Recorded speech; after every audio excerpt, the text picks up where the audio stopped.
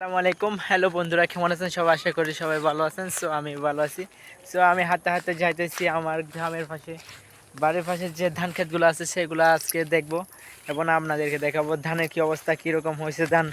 So প্রায় কাছাকাছি চলে আসছি ধান ক্ষেতের পাশাপাশি। সবাই দেখেন, এইগুলো হলো ধান ক্ষেত।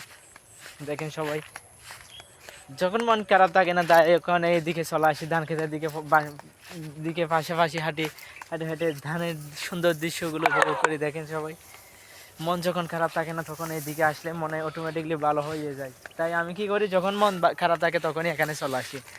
দেখেন সবাই, সময় সময় যখন একটু ভালো যায় তখন সব কিছু ভালো লাগে, আর যখন কিছু খারাপ লাগে না তখন সব কিছু খারাপ লাগে। যত খারাপ সময় আসুক কাউকে কিছু বলতে যাবেন না, নিজের মনের মধ্যে রাখবেন কি চলতেছে না চলতেছে। কারোর কাছে শেয়ার করতে যাবেন, সে আপনাকে ভেঙে ফেলবে, ভেঙে চুরমার করে দেবে। তাই কাউকে কিছু বলতে যাবেন না। সময় যেমনই যাক সমস্যা নেই, নিজের মতো করে গুছিয়ে নেবেন, কেউ যেন বুঝতে না পারে।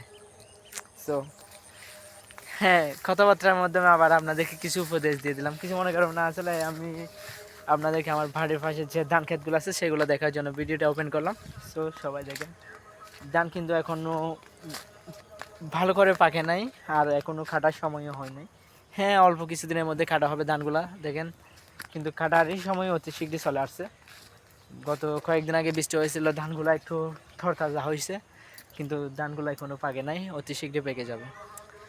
দেখেন সবাই, আসলে মন খারাপ থাকলে যে দিকে আসলে আসলে মনটা ভালো হয়ে যায়। প্রকৃতির সৌন্দর্য দেখে মন যে এভাবেই মন ভালো হয়ে যাবে সেটা আগে জানতাম না। একদিন হঠাৎ করে এদিকে আসলাম, দেখলাম যে মন খারাপ। যখন ধানের চারপাশে হাঁটলাম, এই সৌন্দর্যগুলো দেখে মনটা ভরে গেল। তাই যেদিন থেকে মন খারাপ হয়ে যায় এরপর থেকে আমি এখানে চলে আসি। দেখেন সবাই, সবুজ মাঠে গাছে সবুজ ধানে ভরপুর, কীরকম কী সৌন্দর্য দেখেন, মাশাল্লাহ, দেখার মতো সৌন্দর্য। কিন্তু দেখেন, ধানগুলো কিন্তু কাটার সময় অতি শীঘ্রই চলে আসবে, অল্প কিছুদিনের মধ্যে কিন্তু ফুরবিল কালে হয়ে যাবে। সো সবাই ভালো থাকবেন, সুস্থ থাকবেন, দেখা হবে আবার।